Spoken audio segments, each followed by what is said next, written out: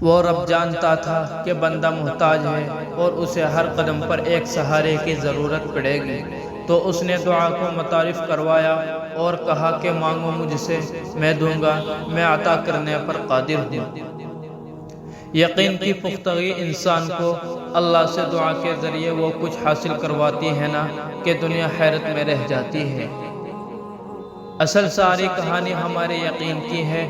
وہ رب کہہ چکا ہے کہ مجھ سے جیسا گمان رکھو گے میں ویسے ہی ملوں گا۔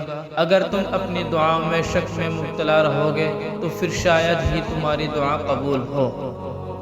تم یہ یقین کیوں نہیں کرتے ہو کہ وہ تمہیں کوئی اذیت نہیں دے گا؟ وہ ہر ناممکن کو ممکن کر دے گا۔